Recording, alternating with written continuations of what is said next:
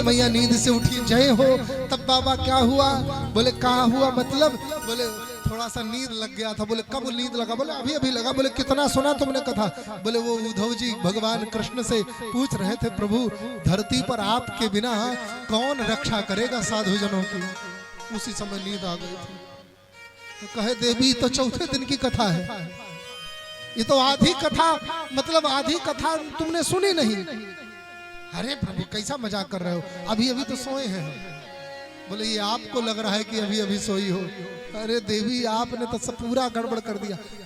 एक बात समझ में नहीं आई, जब आप सो रही थी तो ये कथवा सुन कौन रहा था? बोले हम हैं, हमारे अलावा कौन सुन रहा था? हम ही तो थे।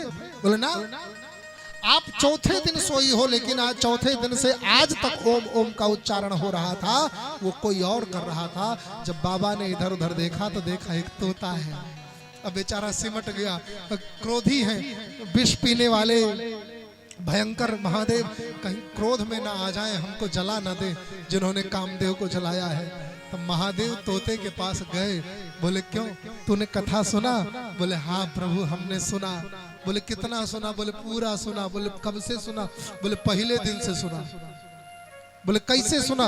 बोले प्रभु मैं यहीं पर एक अंडे के रूप में जन्म लेने वाला था, लेकिन तूफान में अंडा गिर गया और फूट गया, तो मेरा जन्म होने से पहले ही मृत्यु हो गया।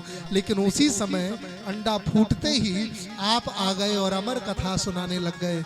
ऐसा चमत्कार हुआ कि मेरा अंडा जुड़ गया, जिस अंडे में मैं आने वाला था उसमें मेरा प्रादुर्भाव भी हो गया, मैं उससे बाहर भी आ गया और मैंने कथा को भी सुन लिया। महादेव ने कहा ये झूठ बोल रहा है, पक्का विश्वास कैसे करूं कि इसने कथा सुन लिया।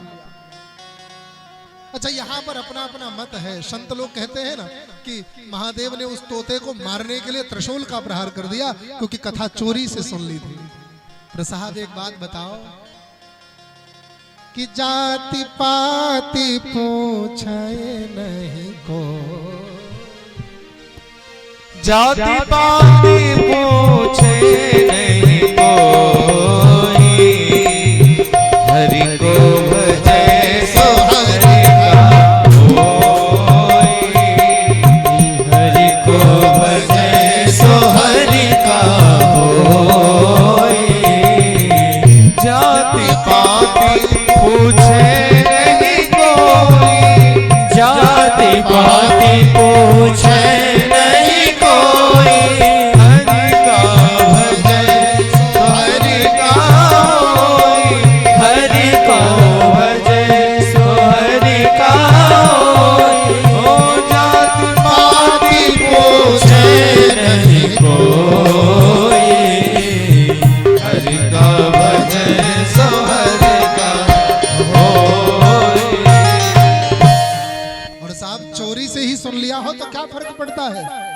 भाई को भाई अलख आलस हूँ नाम जपत मंगल दिसहूँ।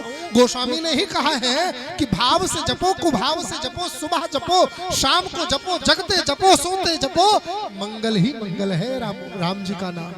और जो राम जी को भजने वाला जब राम ही का है तो एक राम का भक्त शिव है और दूसरे राम का भक्त वो तोता है। शिव उस तोते को मार कैसे सकते हैं? ये न्यायोचित है क्या? ये बात कहीं बैठती है क्या? कहीं फिट नहीं होती। उस तोते को महादेव मार नहीं सकते। क्यों? क्योंकि राम के भक्त वो भी है और राम का भक्त वो तोता भी है। भले उसने कथा चोरी से सुनी, लेकिन सुनी तो कथा। हाँ? कथा सुनी तो। मंदिर में भगवान के दर्शन करने के लिए कोई व्यक्ति लाइन तोड़ कर जाए या लाइन में लग कर जाए, वो जा तो रहा है ना, दर्शन तो कर रहा है ना। मंदिर को बंद तो नहीं करा रहा, मंदिर का अपमान तो नहीं कर रहा है ना। क्या फर्क पड़ता है? परम पूज्य गुरुदेव भगवान कहते हैं कि महादेव की जिज्ञासा हुई, इसका परीक्षण कैसे किया जाए। समझिएगा बड़े ध्यान से।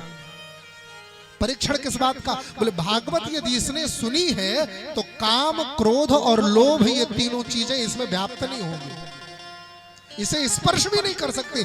जहां राम तह काम नहीं, जहां काम नहीं राम। जहां काम क्रोध लोभ होगा वहां राम जी नहीं होंगे।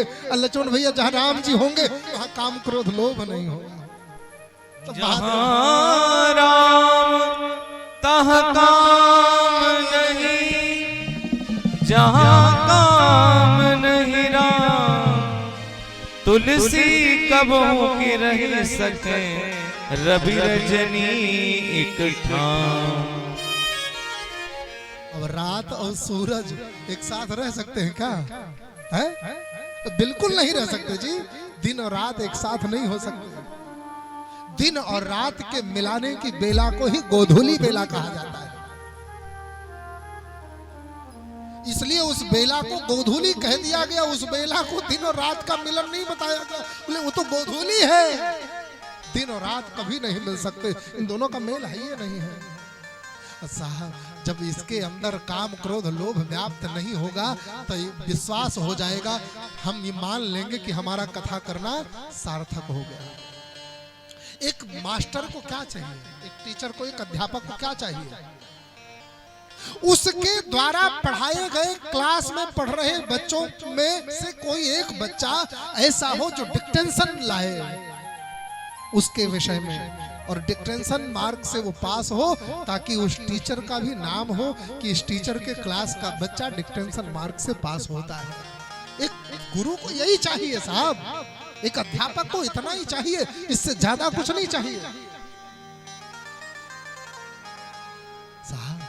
महादेव ने सोचा कि पार्वती तो सो गई थी, अब इससे पूछ रहे हैं तो ये तो बता रहा है कि हमने पूरा सुना है, लेकिन हमारा कथा करना सार्थक हुआ कि निरर्थक, इसके लिए मुझे ही परीक्षण करना पड़ेगा। हमें इसके विश्वास में नहीं रहना होगा, क्योंकि कहते ना कि दूध का जला माठा भी फूंक के पीता है। हाँ।